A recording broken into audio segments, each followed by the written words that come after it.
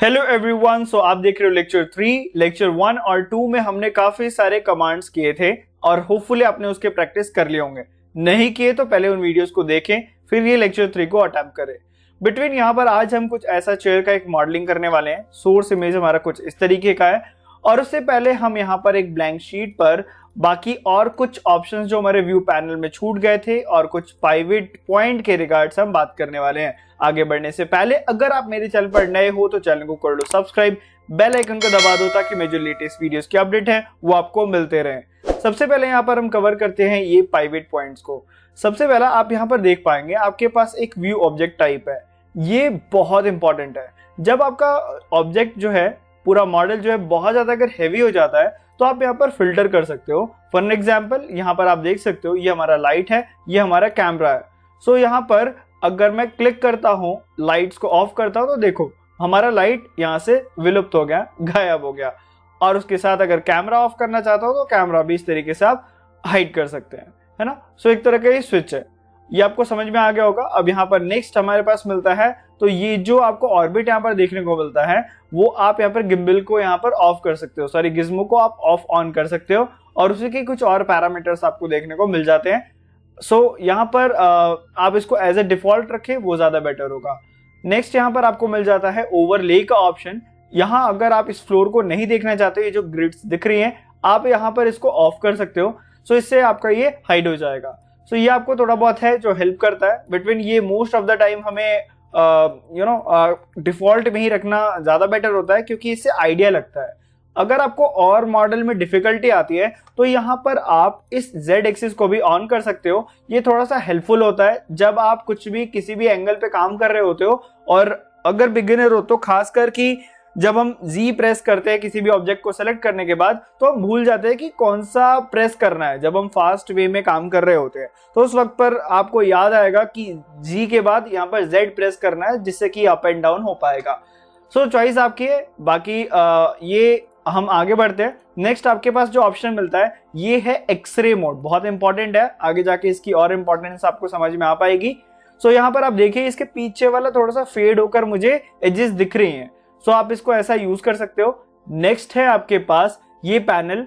सो ये होता है 2D और ये क्या है कि बहुत इंटरेस्टिंग और इंपॉर्टेंट है आगे एनिमेशन में। As a architect, as a interior designer बहुत इंपॉर्टेंट है। अगर आप एनिमेशन वगैरह में काम करना चाहते हो, है ना, तो ये काफी ज्यादा हेल्पफुल ऑप्शन है, आगे समझ में आएगा। बिटवीन यहाँ पर कुछ 4 मोड हैं।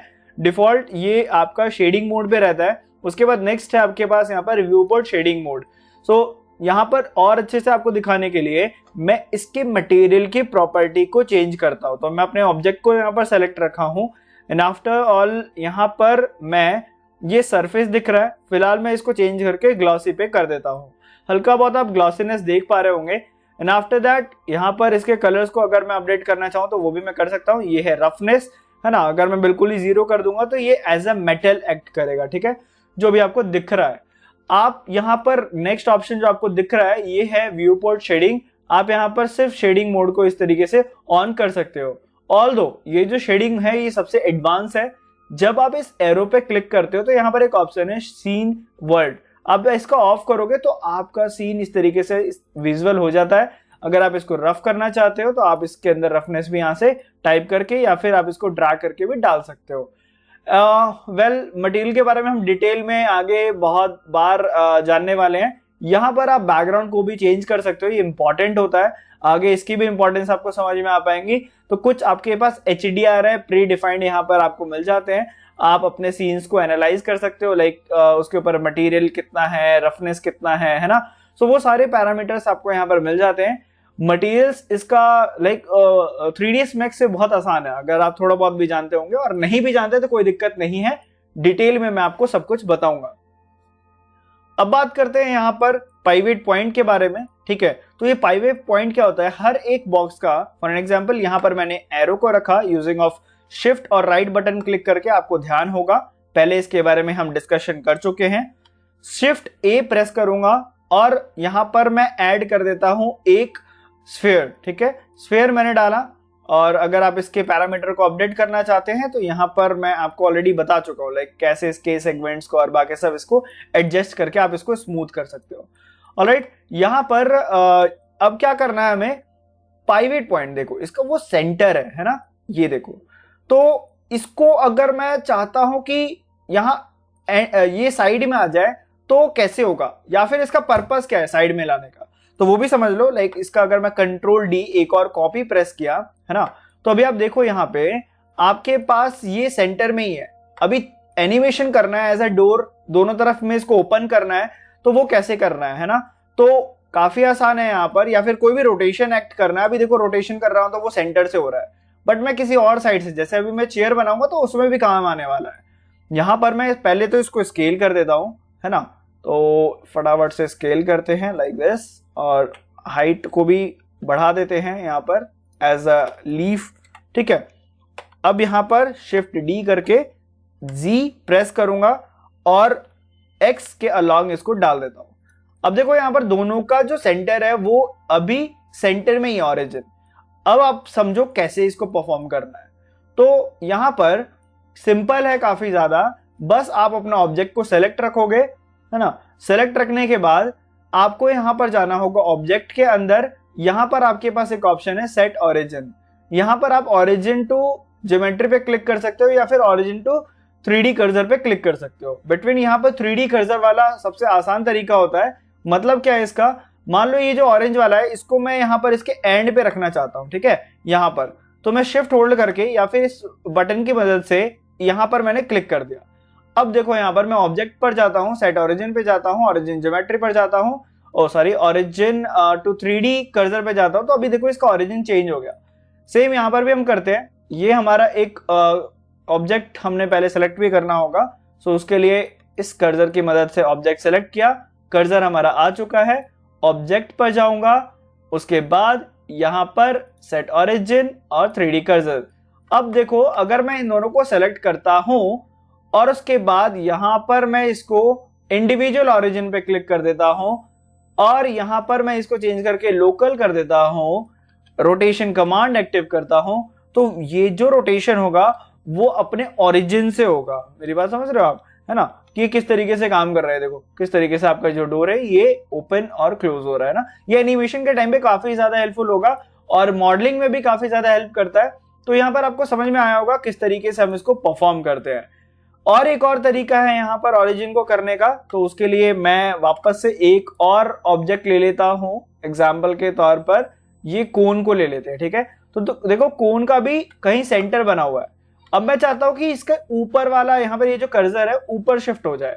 तो एक और तरीका है, आप यहाँ पर ऑब्जेक्ट को सेलेक्ट रखोगे और यहाँ पर एक ऑप्शन आपको दिख रहा होगा, ये एक्टिव टूल वाला, इस पर आ जाना है आपको। यहाँ एक ऑप्शन है, आप इसको चेक मार्क करोगे, देखिए ऑरिजिन। ऑरिजिन करने के बाद अब आप इस ऑरिजिन को मूव कर पाओगे। देखो यहाँ पर मैं ऑरिजिन को ऊपर लेके गया, ठीक है ना। इस तरीके से भी आप यहाँ पर कर सकते हैं। और ये देखिए हमारा जो ऑरिजिन है वो यहाँ पर अपडेट हो चुका है। ऑल्दो अगर मैं यहाँ पर रोटेट करता हूं तो ये उसके थ्रू होगा। बिटवीन यहाँ पर आप इसको चेंज कर दे, है ना, इसको अनचेक कर दे ताकि अब आपके रोटेशंस आपके मॉडल पर हो, ठीक है। ये देखिए, है ना, उस ऑरिजिन से हो रहा है, जो कि काफी ज्यादा इंपॉर्टेंट हो जाता है, ठीक है। चलिए अब यहाँ पर हम आगे बढ़ते हैं और उस चेयर वाले मॉडल को बनाते हैं। उसके लिए यहाँ पर मैंने एक न्यू शीट को ओपन कर लिया है और इमेज को भी मैं साइड में लगा देता हूँ। अब यहाँ पर हम लोग जो है इसको सबसे पहले इसके यूनिट्स को सेट करेंगे, ठीक है। सो यहाँ पर यूनिट सेट करने का तरीका मैंने आपको ऑलरेडी बता दिया था। तो उसके लिए आपको यहाँ पर जाना होगा सीन प्रॉपर्टी में, यूनिट्स में, और यहाँ अब मैं इसको चेंज कर देता हूँ इंफीरियल में। इंफीरियल के अंदर सेपरेट यूनिट्स को ले लेंगे ताकि हम फिट और इंचेस दोनों यूनिट में काम कर पाए। इतना करने के बाद आप एन प्रेस कर सकते हैं ताकि ये मॉडल हमारा ओपन हो जाए। अगर आप चाहते हो मल्टीपल व्यू पोर्ट ओपन करना, वो भी पॉसिबल है। ये देखो जब तक आपका ये छोटा सा एक कर्सर नहीं आ जाता, जब तक आप इस कॉर्नर पे रखोगे और यहाँ पर आप इसको ड्रैग करोगे, जिससे आप एक और व्यू पोर्ट यहाँ पर इजीली ला सकते हैं। सेम अगर एक और डायरेक्शन में चाहिए तो आप कुछ इस तरीके से भी ला सकते हैं। अगर आपको ये कैंसिल करना है तो क्या करना है, आप यहाँ पर डायरेक्टली इसको ऊपर साइड पर स्नैप कर सकते हो, ठीक है। और फिर दूसरी साइड पर करना है तो इस तरीके से, या फिर आप एक और काम कर सकते हो, ठीक है। लाइक मान लो आपका ये वाला व्यू पॉइंट है जिसको आप पूरा देखना चाहते हो और इसको मैं अभी कंट्रोल 1 से इसको as a back side view में लेकर आ गया, ठीक है। अब मैं चाहता हूं कि ये वाला पेज मेरे को फुली प्रीव्यू हो। कंट्रोल और बैक स्पेस होल्ड दबाओगे तो ये पूरा पेज आपका एक बार में ओपन हो जाएगा, ठीक है। वापस से कंट्रोल बैक स्पेस करोगे तो ये रीसेट हो जाएगा, जो पहले वाला था, है ना, जो पहले वाला आता है ये व्यू, है ना। सेम उसी तरीके से अगर मान लो कि मेरे को ये देखना है तो मैं इस पर क्लिक करूंगा और देखो सिर्फ मैं इसी व्यू को एनालाइज कर पाऊंगा, इसी को मैं देख पाऊंगा, ठीक है। ये आपको समझ में आ गया होगा, बहुत आसान और बहुत इंपॉर्टेंट भी है। सो यहाँ पर मुझे एक ही व्यू का रिक्वायरमेंट है ना, तो यहाँ पर मैंने इसी को खोल लिया है। अब चलो चेयर बनाना स्टार्ट करते हैं। आप मेरे क्लिक्स के ऊपर भी ध्यान रखेंगे, हो सकता है कुछ बोलने में मिस हो जाए, ठीक है ना। सबसे पहले यहाँ पर मैंने अपने ऑब्जेक्ट को सेलेक्ट रखा है, एन बटन प्रेस करके मैं यहाँ पर ट्रांसफॉर्म बटन को ले आता हूँ। अब यहाँ पर डायमेंशंस मैं एंटर करूंगा। देखो सबसे पहले मैं 2 फीट किया, फिर यहाँ से y के अलोंग कर देते हैं 1 फीट एंड 6 इंचेस, है ना। और उसके बाद यहाँ पर भी कर देते हैं 2 फीट या फिर इसको कर देते हैं 2 इंचेस, है ना। ये थिकनेस हो गई ना हमारी। तो इस तरीके से आप इसको अपने अकॉर्डिंग कर सकते हैं, तो मैं इसको 1 इंचेस ले लेता हूं। सो 1 और 2 अभी परफेक्ट है। सो या अभी यहाँ पर इसके अंदर हमें लेग्स लगाने हैं। लेग्स के लिए क्या करेंगे, शिफ्ट बटन होल्ड करके रखूंगा और यहाँ पर अपने में कर्सर को चेंज कर दिया, शिफ्ट और राइट बटन से मैं कर्सर यहाँ पर लेकर आया, ठीक है। फिर कंट्रोल ए की मदद से यहाँ पर एक और क्यूब आ जाएगा। अगेन मैं यहाँ पर 2 इंचेस एंटर कर रहा हूं, ठीक है ना। आप और भी ऑब्जेक्ट्स को प्रैक्टिस कर सकते हो, ठीक है ना।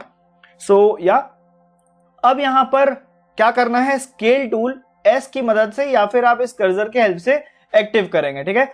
और यहाँ पर इसके हाइट को बढ़ाओगे। अब 2 तरीके हैं, प्रिसाइज वे में काम करना है तो यहाँ पर आप टाइप कर सकते हो, लाइक 18 इंचेस में कर देता हूं, तो इस तरीके से ये एक बार में आ जाएगा। सो इसको मैं 20 इंचेस लेकर चलता हूं, ठीक है। सो 20 इंचेस मैंने इसको किया। अब पॉइंट आता है कि इसको मुझे एक कॉर्नर पे सही से रखना है। तो मैंने आपको बताया था कि आपको ये स्नैप बटन ऑन करना होगा और यहाँ पर मैं चूज कर लेता हूं वर्टेक्स।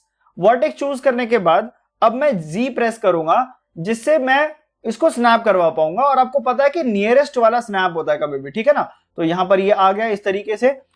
अगेन यहाँ पर हमें करना है दूसरी साइड पर कंट्रोल मतलब ऑब्जेक्ट सेलेक्ट करके शिफ्ट डी प्रेस करोगे और स्नैप तो ऑलरेडी ऑन है ना। तो इस तरीके से मैं फटाफट से इसको लगा देता हूं, ठीक है। तो आप देख सकते हो with in a few clicks आपके पास ये सारे के सारे आ गए।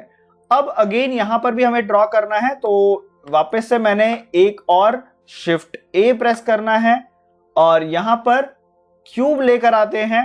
साइज वापस से हम छोटा कर देंगे इसको 2 इंचेस। ये सबसे बेस्ट तरीका है अगर आप प्रीसाइज वे में काम करना चाहते हो, ठीक है। सो 2 inches again you'll have to hit the same 2 inches, ठीक है। 2 इंचेस हिट एंटर। ये आ गया आपका एक सरफेस। अब सरफेस के अंदर हमें वापस से स्केल टूल एक्टिव करेंगे और कौन से डायरेक्शन में करना है, तो एक्स डायरेक्शन में करना है। यहां पर ये आ गया, ठीक है। आप इसके साइज को बाद में भी छोटा बड़ा कर सकते हो। ऑल्दो ओरिजिन वाला जो अभी हमने सीखा था पाइवेट पॉइंट को शिफ्ट करना, वो स्ट्रैटेजी हम यहाँ पर यूज करने जा रहे हैं, तो ध्यान से देखिए, ठीक है। क्या करेंगे यहाँ पर हम वापस से 2 ऑप्शन है, वही ऑब्जेक्ट के अंदर जाकर कर सकते हैं। तो यहाँ पर मैं ये ऑब्जेक्ट वाले ऑप्शन से ही कर रहा हूं, सेट ओरिजिन और यहाँ पर ओरिजिन टू कर्सर।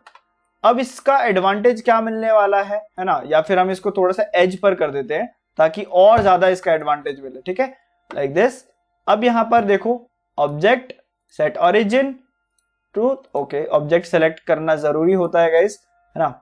चलिए अब यहां पर करते हैं object set origin 3D cursor, that's it.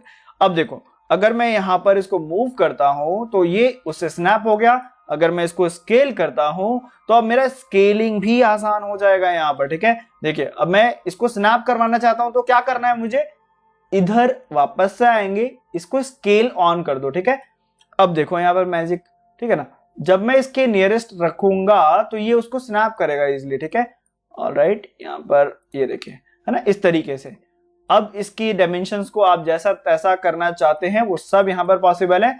Just ये आपको पैरामीटर्स को हिट करना है या फिर आप स्केल टूल की मदद से भी कर सकते हो अगर कोई और माइनर से चेंजेस हैं तो, ठीक है। सो इसको मैंने थोड़ा सा थिकनेस किया, वापस से एस और जेड, थोड़ा सा हाइट, देखो वो भी लॉक हो गया ना ऊपर से, तो कितना मजेदार है ये सॉफ्टवेयर, है ना। उसके बाद थोड़ा सा मैं इसको अंदर की साइड पर मूव करना चाहता हूं तो एक्सेस करोगे, एक्सेस पे काम करोगे तो आपके लिए भी अच्छा है ना। चलिए अब यहाँ पर सेम इसी ऑब्जेक्ट को मैं दूसरी साइड पे भी रख देता हूँ। Control sorry shift D press करूंगा और यहाँ पर भी आपका ऑब्जेक्ट आ जाएगा इस तरीके से। सो या थोड़ा सा नियरेस्ट हम करेंगे, ऑलराइट जी, और यहाँ पर देखिए इस तरीके से हमें मूव करना है, तो इस तरीके से मैं आगे ले आऊंगा और प्रीसाइज वे में करने के लिए यहाँ पर वापस से जी और यहाँ पर y के अलोंग कर देते हैं, ठीक है, थोड़ा सा पीछे साइड पर। अब यहाँ पर हमें क्या करना है, इसको रोटेट करना है, तो वापस से शिफ्ट यहाँ पर शिफ्ट डी करेंगे ताकि एक कॉपी आ जाए। Then after all R press करूंगा मैं और यहाँ पर मैं इस बार टाइप करता हूं इसको 90 डिग्री पे, ठीक है। सो ओके फाइन, यहाँ पर आर प्रेस करेंगे और इसको y ओके x के अलोंग, z के अलोंग, हाँ ठीक है z के अलोंग है, z के अलोंग इसको रोटेट कर देंगे। सो z के अलोंग कितना यहाँ पर रोटेट करना है हमें, वापस से 90, तो टाइप करके ही कर देते हैं, प्रीसाइजली होगा है ना। फिर यहाँ पर थोड़ा बहुत जो एडजस्टमेंट है वो यहाँ पर हम कर लेते हैं, लाइक Z प्रेस करने के बाद इसको यहाँ पर डाल दिया, Z प्रेस करने S प्रेस करने के बाद Y एक्सिस पे इसको स्नैप करवा देंगे, है ना, ताकि ये ऐसा मैच कर जाए। अब हम वापस से Z प्रेस करने के बाद थोड़ा सा इसको मैं, है ना, पीछे की साइड पर लेके जाऊंगा X एक्सिस में, तो बहुत थोड़ा सा या। सो हमारा जो नीचे वाला पैनल है वो हमारा रेडी है। अभी चलते हैं ऊपर वाला करते हैं, वो भी आसान है। इसके लिए क्या करेंगे, हम यहाँ पर चाहे तो एक और बॉक्स बना सकते हैं या फिर आप इन दोनों को सेलेक्ट करो और यहाँ पर मैं करूंगा शिफ्ट डी, वापस से मैं यहाँ पर एक एक्सिस को लॉक रखूंगा, वो है Z axis. Z axis lock करने के बाद थोड़ा सा और ऊपर, ताकि मैं इसके साइज को अभी बढ़ाने वाला हूं स्केल टूल की मदद से, वापस से जेड डायरेक्शन में थोड़ा सा हाइट बढ़ाएंगे, ये बन गया। अब यहाँ पर देखो हमें और बोर्ड्स की जरूरत है ना, आप चाहो तो इसी को कॉपी कर सकते हो, ठीक है। तो शिफ्ट डी और आ जाओ यहाँ पर, ताकि हमारा टाइम जो है वो बच जाए, है ना। और यहाँ पर Z प्रेस करके Y प्रेस करेंगे, थोड़ा सा पीछे जाएगा और वापस से Z और Z प्रेस करके मैं इसको डाउन लेकर आऊंगा, ठीक है। Z और Z प्रेस करके डाउन कर देंगे लाइक दिस, ओके। अब यहाँ पर वापस से शिफ्ट डी प्रेस करके यहाँ पर Z एक्सिस को लॉक करेंगे और इसकी एक और कॉपी को मैं इस तरीके से जनरेट कर देता हूँ। आप इसके चाहे बोर्ड की थिकनेस को तो मैनुअल यहाँ से भी डायमेंशंस को एडजस्ट कर सकते हो, ठीक है। सो यहाँ पर ये हो गया है। अब पॉइंट आता है कि हल्का सा ये इंक्लाइंड है, ठीक है। तो उसके लिए क्या करेंगे, बहुत आसान है, आपको ऑलरेडी मैंने पिछले सेशन में कवर करवा दिया था। सेलेक्ट करेंगे इन तीनों को और यहाँ पर आपको एक ऑप्शन मिलता है इंडिविजुअल ओरिजिन, ठीक है। ये सेलेक्ट करने के बाद देन आफ्टर ऑल यहाँ पर आपको, सॉरी एक सेकेंड, यहाँ पर 3D कर्सर कर देंगे इसको। अब एक 3D कर्सर मैंने यहाँ पर डाला, ये 3D cursor shift right button से आप डाल देंगे कि इसके थ्रू मेरी रोटेशन आए। रोटेशन कमांड को मैं एक्टिव करूंगा, अलोंग यहाँ पर आपको जाना है एक्स एक्सिस में, ठीक है। सो जितना आपको इंक्लाइन करना है वो इंक्लाइन कर दो और बूम, आपका काम हो गया। अब ये वाला जो एक आपको जो बेस दिख रहा है, इसको मुझे थोड़ा सा बड़ा करना है, तो वापस से ये तो आसान काम है, आपको स्केल टूल एक्टिव करना है और ये थोड़ा सा कर देंगे बड़ा, बूम। आपने देखा यहाँ पर कितना आसान है यहाँ पर ब्लेंडर के अंदर मॉडलिंग करना। बिटवीन थोड़ा बहुत आपको प्रैक्टिस चाहिए। हाँ, ये एक छूट गया है, वेल कोई इशू नहीं है इसमें, ये बाएं हाथ का खेल हो चुका होगा अब तक आपका। शिफ्ट डी, मैग्नेट ऑन है ऑलरेडी और यहाँ पर डाल दिया, वापस से जी प्रेस करेंगे। थोड़ा सा स्टार्टिंग में आपको लगेगा डिफिकल्टी, बट मुश्किल नहीं है ना, क्योंकि इसमें काफी कुछ मॉडलिंग करना है ना।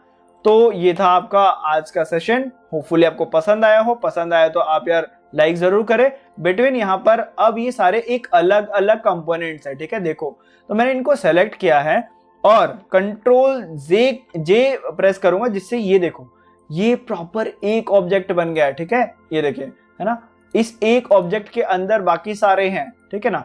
सो ये आपको समझ में आया होगा किस तरीके से ये परफॉर्म करना है। सो मिलते हैं अगले वीडियो में, जिसमें हम बाकी और मॉडिफाई कैसे करना है इन सारे पैनल्स के बारे में डिस्कशन करेंगे। जब तक के लिए thank you for watching this video, good bye.